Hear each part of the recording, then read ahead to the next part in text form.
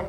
जब तक आप अच्छे लेवल पे ना पहुंच जाएं, आपके दिमाग में कुछ खुरापात आती है, तो आपका जो एक्टिव, इफेक्टिव और ग्रोइंग अपलाइन है उससे जरूर बात करें। ओके? तो तीसरा काम मैंने ये अच्छा किया, तो मेरे अपलाइन ने मुझे कहा कि शाम अभी मत छोड़ो, अभी आरसिम करो। अभी 7181 आया है। आरसिम एक सिस्टम है, बिजनेस है, और बिजनेस कभी भी ऐसे नहीं चलता, वो ऐसे ऐसे चलता है। हेलो, ऊपर नीचे चलता है। और वैसा ही हुआ, अगले महीने का जो मेरा चेक आया उसमें मेरे को हार्ट अटैक होने वाला हुआ। क्योंकि कहाँ 2000 से 2400 कुछ रुपए से सीधा मेरा 7181, और अगले ही महीने मेरा 3448, ऑलमोस्ट आधा डाउन हो गया। मैं अरे यार शुक्र है मैंने नहीं छोड़ा, ये क्या हो गया। मैं फिर भागा गया अपलाइन के पास। मैंने कहा सर ये क्या हो गया, आधे से भी कम। वो बोला नहीं कम नहीं हुआ है, ज्यादा हुआ है। मैंने कहा ज्यादा कहाँ हुआ है? वो बोला पिछली स्टेटमेंट कहाँ है? मेरे पास थी। मैंने कहा ये देखो, स्टेटमेंट आपकी थी ना? तो यूं बोला कि ये देखो, ये मत देखो तुम्हें कितना आया, ये देखो कि तुम्हारी टीम में कितना आया। मैंने देखा और यूं बोला इस बार देखो तुम्हारी टीम में कितना गया। तो ज्यादा था। मैंने कहा सर ये तो ज्यादा हुआ। बोला तुम्हारी जड़ें मजबूत हो रही है। तुम्हारी टीम में अगर पैसा जा रहा है तो जड़ें मजबूत हो रही हैं। आने वाले समय में लाखों रुपए महीना आएगा। और कभी भी उन्होंने उस दिन सिखाया था कि कभी भी अपना चेक मत देखो। अगर जिंदगी में आगे बढ़ना चाहते हो इस सिस्टम में, तो हमेशा अपनी टीम की को कितना पैसा गया ये देखो। और मुझे एक चीज और पता थी आरसिम के अंदर, इस 1.5 साल के अंदर मैं सीख गया था मीटिंग में जाते जाते कि टूल्स का महत्व बहुत बड़ा है। जैसे अगर आपके पास 1 एकड़ जमीन है और मैं आपको एक फोक दे दूं, फोक समझते हैं जिसे चाट खाते हैं, चम्मच दे दूं, और मैं कहूं इसे 1 एकड़ भूमि को खोदो, बुआई करनी है, खुद जाएगी? नहीं, कुछ भी असंभव नहीं है, खुद जाएगी। टाइम लगेगा, ये सुनो, टाइम लगेगा, आपको महीनों लग जाएंगे आपका।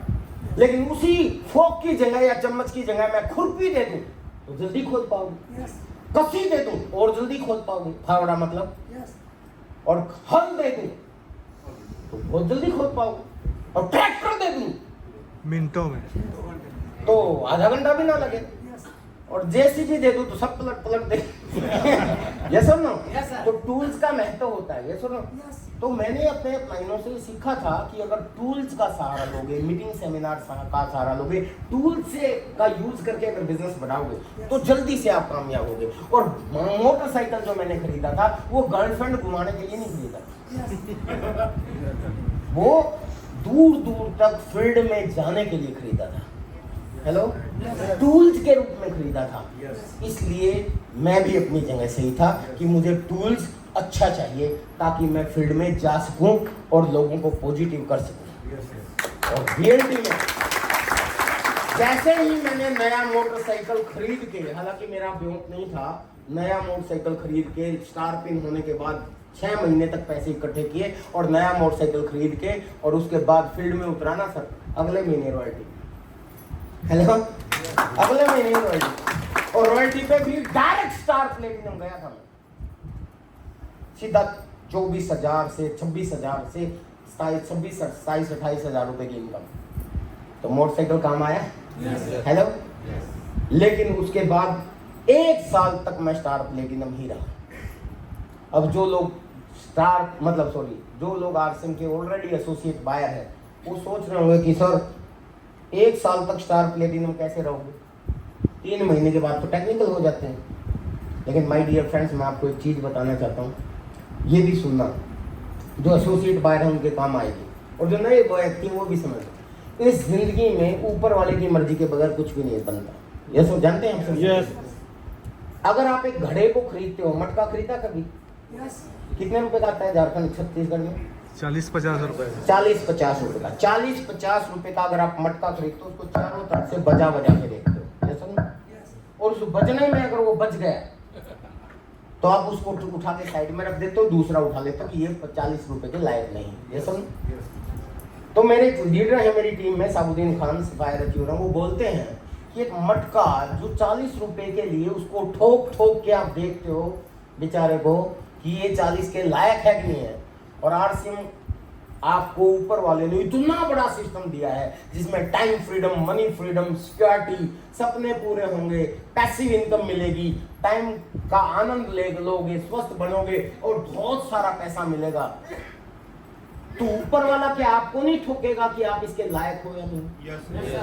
वो भी तो देखेगा कि आप इसके लायक हो नहीं हो। तो वो समय समय पे आपके जीवन में चैलेंजेस डाल के वो देखता है। ये सुनो, कभी पता चलेगा आपको सीट नहीं मिली, आपको बाहर से वापस जाना पड़ेगा। कभी पता चलेगा कि मीटिंग में आए आपको गेट के ऊपर से ही एंट्री नहीं मिली, आप खिड़की से प्रोग्राम देख रहे हो। कभी पता चलेगा किसी ने आपको बुलाया और वो आया ही नहीं, मिला ही नहीं आपको, हेलो, तो आप दुखी हो जाओगे। कभी पता चला बड़ी मुश्किल से टीम खड़ी की और कोई मनी शुक्ल की स्कीम आ गई, लोग मेंबर बढ़ाने के धंधे में फंस गए और आपकी टीम बीच में से टूट गई, बिजनेस डाउन हो गया, हेलो। बहुत से चैलेंजेस ये ऊपर वाला आपको ठोक ठोक के देखेगा। और मैं, क्योंकि मैं बहुत विजन से काम कर रहा था, तो ऊपर वाले ने मेरे को पूरा ठोक ठोक के देखा क्यों इसके लायक है या नहीं। आपको भी देखेगा, हेलो।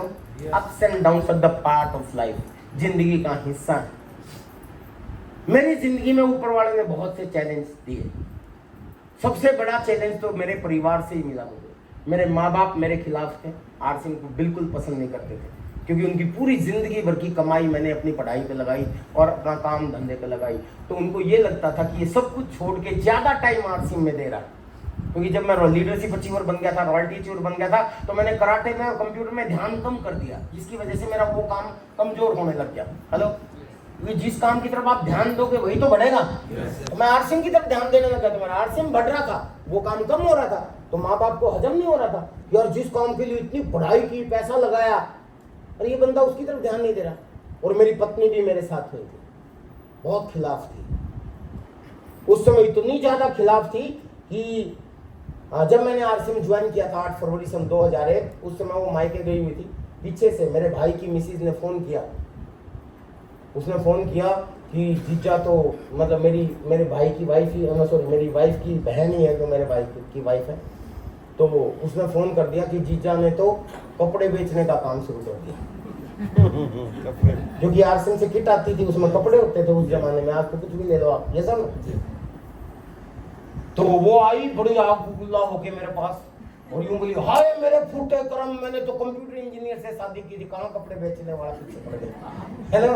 तो बहुत दुखी करती थी मेरे को। लेकिन ऊपर वाला मुझे ठोकता था बहुत, क्योंकि कभी माँ बाप तंग करते थे, कभी वाइफ तंग करती थी, कभी टीम तंग करती थी, कभी बिजनेस डाउन हो जाता था, अप्स डाउन बहुत देखे मैंने। लेकिन मैं भी पक्का था घड़े की तरह, हेलो। ठोको कितना ठोकोगे, मेरा विजन मजबूत है, हेलो। ऊपर वाला खूब ठोकता था। टेक्निकल बनाने में भी इतना ठोका कि मैं स्टार प्लेटिनम डायरेक्ट अगले महीने फिर स्टार प्लेटिनम। मेरा बिहार में बिजनेस था, पता चला वहां बाढ़ आ गई, बिजनेस डाउन।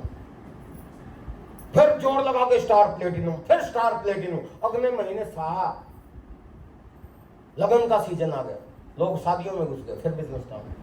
फिर अगले महीने फिर स्टार प्लेटिनम, फिर स्टार प्लेटिनम। उससे अगले महीने मेरा कश्मीर में बिजनेस शुरू हो गया था, वहां पे कर्फ्यू लग गया, फिर बिजनेस डाउन। ऐसे 1 साल तक यूं चला। लेकिन ऊपर वाला मुझे ठोकता रहा, और जब ये पता चल गया ये तो पक्का है, हिलेगा नहीं, हेलो। तो कहा जाता है कोई आदमी अगर शिद्दत से, पूरी डेडिकेशन से, पूरी ईमानदारी से किसी चीज को पाने के लिए प्रयास करता तो पूरी कायनात उसको सफल बनाने के लिए। मैं नहीं करता था तो सबसे पीछे था, करने लगा तो सबसे आगे चला गया।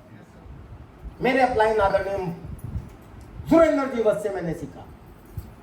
उनका 4200 रुपए का जब चेक होता था तो आरसीएम में 2 लोग तो 1.5 लाख की इनकम लेते थे। और एक मीटिंग में एक हमारे अपलाइन बीसी छाबड़ा जी ने एक शब्द बोला था कि अगर आपने दुनिया पे राज करना है और बहुत टॉप अचीवर बनना है तो औरों से थोड़ा सा ज्यादा करो। बहुत ज्यादा करने की जरूरत नहीं, औरों से बस थोड़ा सा ज्यादा करो। जीतने वालों में और हारने वालों में माइक्रो सेकंड का अंतर होता है। और इस बात को सुरेंद्र वध जी ने सीरियसली ले लिया और उन्होंने औरों से थोड़ा सा ज्यादा प्लान दिखाना शुरू कर दिया, औरों से थोड़ा सा ज्यादा सीखना शुरू कर दिया, औरों से थोड़ा सा ज्यादा सेमिनार अटेंड करना शुरू कर दिया, औरों से थोड़ी सी ज्यादा सेमिनार की तैयारी करनी शुरू कर दी। और धीरे धीरे सुरेंद्र वध जी आर सिंह के टॉप अचीवर बन गए। और